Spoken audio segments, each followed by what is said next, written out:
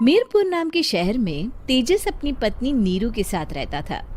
पति पत्नी दोनों ही नौकरी करते थे। एक दिन तेजस गांव अपनी माँ के पास फोन करता है।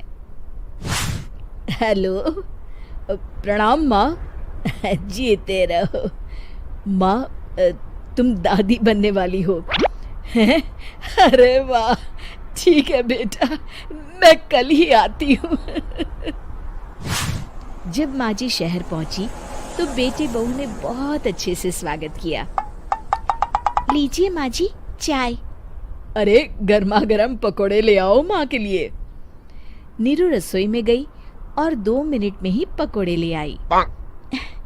जी ये लीजिए।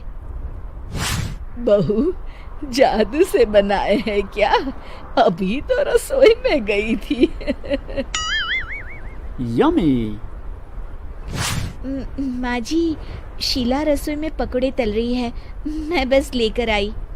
हे भगवान, मेरा धर्म भ्रष्ट कर दिया तूने। अब तो गंगा जल से शुद्धिकरण करना होगा। दूसरे दिन, माँ जी मैंने नाश्ता बना दिया है, ऑफिस जा रही हूँ। पर अभी तो घर का सारा काम पड़ा है। शीला आती ही होगी, झाड़ू पोछा बर्तन कपड़े वो सब कर लेगी। हमारे जमाने में घर का सारा काम हम ही करते थे। जी माँ जी, आप बहुत होशियार हैं, मैं घर ऑफिस दोनों नहीं संभाल पाती। तो जरूरत क्या है घर से बाहर जाकर चाकरी करने की? वैसे भी घर का काम खुद करने से घर में बरकत आती है, समझी? पर माँ जी। पर वर कुछ नहीं, इस महीने की पगार मिले फिर ऑफिस बंद है। हाँ। रात को नीरू तेजस से कहती है, सुनिए जी, माँ जी बोल रही थी कि मैं नौकरी छोड़ दूं। वैसे ठीक ही तो है, अभी तुम्हें आराम की जरूरत है। फिर भी आराम कहाँ, शीला को छुड़ाने के लिए बोल रही थी। तो अब 24 घंटे में इतना काम तो कर ही सकती हो। पर जॉब पसंद है मुझे, घर पर मन नहीं लगेगा। अगले दिन जब दोनों ऑफिस के लिए निकल रहे थे, मेरी तो कोई कीमत ही नहीं है इस घर में। माँ जी, आजकल महंगाई बहुत है, रहन सहन भी बदल गया है, दोनों नौकरी करते हैं तभी ठीक रहता है। अच्छा, तू कहना क्या चाहती है? मेरा बेटा तुझे बिठा के खिला नहीं सकता? तू ही इस घर का खर्च चला रही है, हैं? नहीं माँ जी, मेरा वो मतलब नहीं था।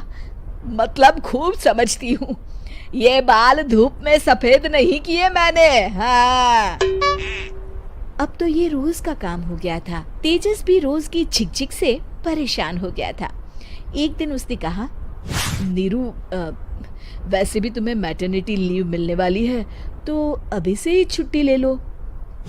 पर क्या, मेरी सैलरी अच्छी खासी है। आखिर नीरू ने रिजाइन कर दिया। जब बच्चा हुआ तो घर में सब बहुत खुश हुए। कुछ दिनों बाद तेजस फाइल देख रहा था। क्या हुआ तेजस, कुछ परेशान लग रहे हो? हाँ, वो हमारी जितनी सेविंग्स थी वो तो हॉस्पिटल में और छठी के फंक्शन में खत्म हो गई है नीरू। और अभी वैसे मंदी चल रही है तो मैं बोल रही थी कल मुन्ना को हेपेटाइटिस का टीका लगवाना है। नीरू, क्या पोस्टपोन नहीं कर सकते? नहीं जी, बिल्कुल नहीं। अब तेजस को समझ में आ रहा था कि उससे गलती हुई है। पैसों की कमी का असर घर के माहौल पर भी पड़ रहा था। अगले दिन, बेटा मेरा चश्मा और ये दवाइयाँ ले आना, पर्चा देते हुए माँ जी ने कहा। जी। तेजस, मुन्ना के लिए दूध का डिब्बा और डायपर भी ले आना, और ये किराने के सामान की लिस्ट है, इसे भी लाना है। तेजस गुस्से में लिस्ट मरोड़कर फेंकता है और चिल्लाता है, पैसे क्या पेड़ पर उगते हैं? ये ले आना, वो ले आना। अरे पर ये जरूरत का सामान ही है। वो गुस्से में बिना कुछ कहे ऑफिस चला गया। अरे लंच तो ले जाइए। नीरू दौड़कर डिब्बा पकड़ाती है। एक दिन खाना खाने के बाद, नीरू, अब तो मुन्ना कुछ बड़ा हो गया, तो अब तुम वापस ज्वाइन कर लो ना जॉब। पर इस रिसेशन में जॉब मिलना बहुत मुश्किल है। ट्राई तो करो। फिर मुन्ना? माँ जी है ना, और एक फुल टाइम मेड भी लगा लेंगे। पर माँ जी, उन्हें तो पसंद नहीं। तभी माँ जी वहाँ आ जाती है और प्यार से नीरू के सर पर हाथ फेरते हुए बोलती है, अब मेरी समझ में आ गया बहू, पहले के और अब के समय में अंतर है। तुम काम शुरू करो, मुन्ना की जिम्मेदारी मेरी। मेरी प्यारी माँ जी। ये कहकर नीरू उनके गले लग गई। शिक्षा, परिवर्तन संसार का नियम है, हमें भी समय के साथ चलना चाहिए। उम्मीद है कि आपको हमारी ये कहानी पसंद आई होगी।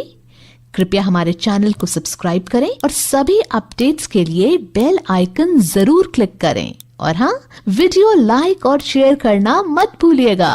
Bye bye.